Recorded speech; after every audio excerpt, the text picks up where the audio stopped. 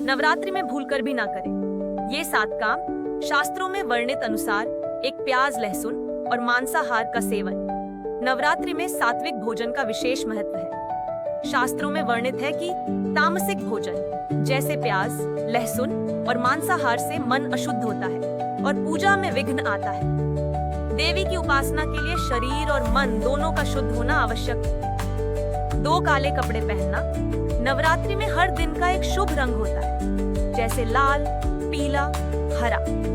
शास्त्रों में वर्णित है कि काले रंग को नकारात्मकता और शनि से जुड़ा माना गया है, जो देवी पूजा में वर्जित है। इसलिए इन दिनों में उज्जवल और सात्विक रंगों का ही प्रयोग करना चाहिए। 3 शराब या नशा करना नवरात्रि में शरीर को मंदिर के समान पवित्र माना जाता है। शास्त्रों में वर्णित है कि नशा करने से आत्मा की शुद्धता नष्ट होती है और देवी की कृपा दूर हो जाती है। व्रत के समय संयम और साधना का पालन करना आवश्यक है। 4 बाल और नाखून काटना नवरात्रि के 9 दिन आत्म संयम और शुद्धता के लिए होते हैं। शास्त्रों में वर्णित है कि इन दिनों शरीर की सजावट से ज्यादा आत्मा की शुद्धता पर ध्यान देना चाहिए।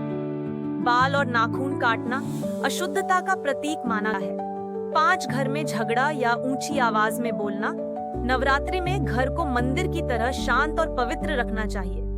शास्त्रों में वर्णित है कि कलह और क्रोध से देवी मां रुष्ट हो जाती है और घर की सुख शांति प्रभावित होती है।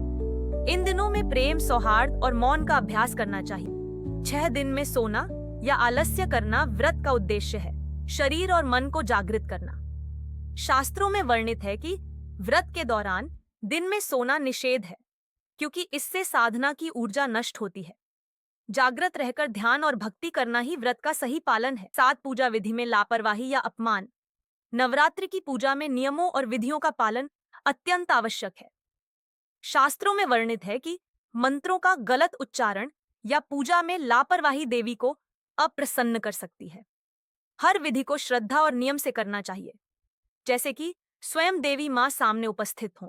तो दोस्तों, नवरात्रि के इन पावन दिनों में अगर हम इन बातों का ध्यान रखें तो न सिर्फ देवी मां की कृपा बनी रहती है, बल्कि जीवन में सुख, शांति और समृद्धि भी आती है।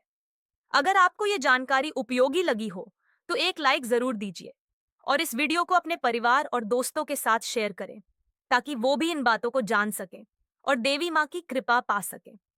और हाँ, अगर आप ऐसे ही भक्तिपूर्ण और ज्ञानवर्धक वीडियो देखना चाहते हैं तो चैनल को सब्सक्राइब करना बिल्कुल ना भूलें, क्योंकि यहाँ हर त्योहार, हर परंपरा और हर देवी देवता से जुड़ी बातें आपको सरल भाषा में मिलेंगी। सब्सक्राइब करके बेल आइकन दबाएं, ताकि अगली बार जब हम माँ दुर्गा की कथा या कोई नया वीडियो लाए तो सबसे पहले आपको ही पता चले। जय माता दी।